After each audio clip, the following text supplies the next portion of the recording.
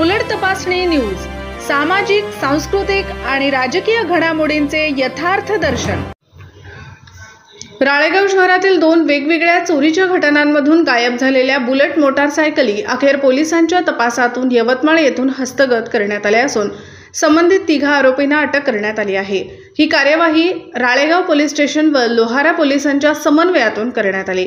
प्राप्त माहितीनुसार Ralegaon police station येथे दाखल झालेल्या अपराध क्रमांक 296/2025 भारतीय न्याय संहिता कलम 303(2) अंतर्गत समीर संतोषराव कोकुलवार राहणार बहाळे लेआउट राळेगाव यांच्या बुलेट मोटारसायकल क्रमांक MH34 ES 3222 किंमत अंदाजे 1 लाख रुपये चोरीस गेली होती।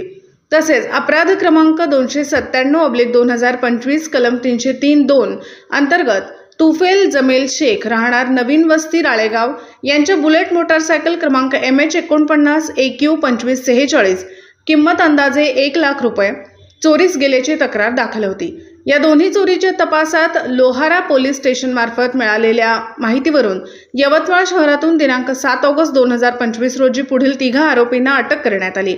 यात निलेश श्रावण मुनेश्वर वय वर्ष 32 राहणार सिल्लोड जिल्हा यवतमाळ, आदित्य प्रकाश राऊत वय वर्ष 20 वर्षे राहणार यवतमाळ आणि गणेश विलास उले वय वर्ष 19 राहणार शिरोली तालुका घाटंजी अशी नावे आहेत। अटक केल्यानंतर पोलिसांनी त्यांच्याकडून चोरीस गेलेल्या दोन्ही बुलेट मोटारसायकली जप्त केल्या आहेत। प्राथमिक चौकशीत आरोपींनी हँडल लॉक नसलेल्या मोटारसायकलींना डायरेक्ट करून चोरी करत असल्याचे निष्पन्न झाले आहे। या पार्श्वभूमीवर ठाणेदार शीतल माल्टे मॅडम यांनी राळेगावातील नागरिकांना आपल्या वाहनांना नेहमी हँडल लॉक लावून सुरक्षित ठेवण्याचे आवाहन केले आहे।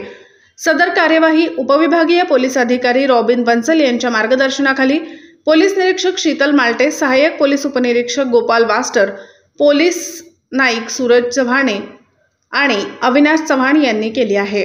गुरुदास नगराळे, गजानन झाडे, उलट तपासणी न्यूज राळेगाव।